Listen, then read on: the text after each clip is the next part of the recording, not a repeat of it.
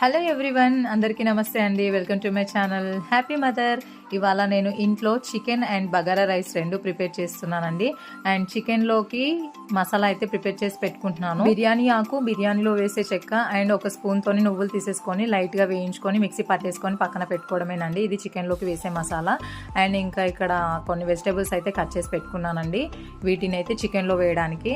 And ఇక్కడ whole biryani మసాలాలు కూడా పెట్టేసుకున్నానండి. నేను చాలా తక్కువగానే పెట్టేసుకున్నాను, ఎందుకంటే చిన్నపిల్లలు తింటారు కాబట్టి. అండ్ ఇక్కడ ఇందాక చికెన్లో ప్రిపేర్ చేసి పెట్టుకున్న మసాలాను అయితే మిక్సీ పట్టి పక్కన పెట్టేసుకున్నానండి. ఇంకా ఇప్పుడు బగారా రైస్ అయితే ప్రిపేర్ చేయాలి. స్టవ్ పైన ఒక గిన్నె పెట్టేసుకొని దాంట్లో ఆయిల్ వేసి ఓల్ బిర్యానీ మసాలా వేసేసుకొని పచ్చిమిర్చి అండ్ ఆనియన్స్ కూడా వేసుకోవాలండి.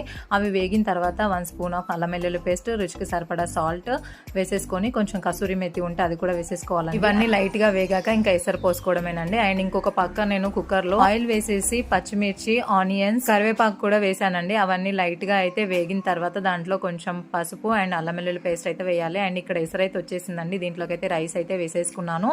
1 గ్లాస్ రైస్ కి 1.5 గ్లాస్ వాటర్ అండి, అంతేనండి కొలత అయితే. అండ్ ఇక్కడ రైస్ అయితే కంప్లీట్ అవుతుంది. ఇంకొక వైపు అయితే చికెన్ కూడా రెడీ చేస్తున్నానండి. ఎసరులో రైస్ వేసుకున్న తర్వాత అంతా ఒకసారి కలిపేసి స్టవ్ ని సిమ్ లో పెట్టేసుకొని ఇంకా రైస్ అయితే ఉడికించుకోవాలండి. ఇంకొక పక్క కుక్కర్ లో వేసిన ఆనియన్స్ అయితే లైట్ గా ఫ్రై అయ్యాయండి. ఇంకా దీంట్లో 1 స్పూన్ అల్లం వెల్లుల్లి పేస్ట్ అండ్ 1/2 స్పూన్ పసుపు అయితే వేసి కలిపేస్తున్నాను. అండ్ దాని తర్వాత దీంట్లో ఇందాక కట్ చేసి పెట్టుకున్న టమాటాని కూడా వేస్తున్నానండి. వీటన్నిటిని వేసి ఒకసారి బాగా కలిపేసి 1 మినిట్ పాటు సిమ్ లో పెట్టేసి మూత పెట్టేసుకోవాలండి.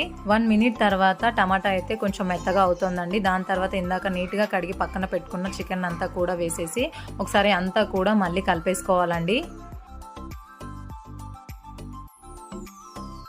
ఇలా చికెన్ అంతటిని కలిపేసుకున్న తర్వాత మూత పెట్టేసి సిమ్ లో అయితే 3 మినిట్స్ ఉడికించుకోవాలండి. అండ్ పక్కన బగారా రైస్ అయితే కంప్లీట్ అయింది. ఆఫ్టర్ 3 మినిట్స్ తర్వాత మూత తీసి చూస్తే చికెన్ లో ఉన్న వాటర్ అంతా ఇలా బయటికి వస్తుందండి. ఇప్పుడు దీంట్లోకి ఇంతకు ముందు రెడీ చేసి పెట్టుకున్నాం కదా చికెన్ మసాలా, అది మొత్తం వేసేసుకోవాలండి. అండ్ 1 టేబుల్ స్పూన్ కారం, 1 స్పూన్ ధనియా పౌడర్ అండ్ రుచికి సరిపడా సాల్ట్ వేసేసుకొని మొత్తం అంతటిని చక్కగా కలిపేసుకోవాలండి. మూత పెట్టేసుకోవాలి. ఇంకా ఒక 3 మినిట్స్ ఆగి మూత తీసి చూస్తే ఇలా చికెన్లో ఉన్న ఆయిల్ అంతా బయటకు వచ్చేస్తుందండి.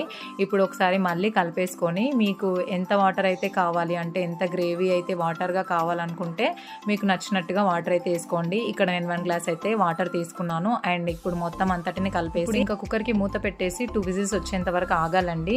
ఇంతకు ముందుకే హాఫ్ ఆఫ్ ది చికెన్ ఉడుకుంటుంది. ఇంకా 2 విజిల్స్ వచ్చేసరికి మొత్తం చికెన్ అయితే ఉడికిపోతుందండి మనకి ఈజీగా. అండ్ ఇంకా మూత తీసి చూసిన తర్వాత టెక్స్చర్ అయితే ఇలా ఉంది. వెంటనే స్టవ్ ఆఫ్ చేయకుండా ఇంకొక 1 మినిట్ పాటు అలాగే ఉంచండి. పైనుంచి అయితే నేను కరివేపాకు వేసుకుంటున్నాను. మీ దగ్గర పుదీనా ఉంటే పుదీనా వేసుకోండి. అండ్ కొంచెం లైట్గా చికెన్ మసాలా వేస్తున్నానండి. ఇంకా 1 మినిట్ తర్వాత సర్వ్ చేసుకోవడమే.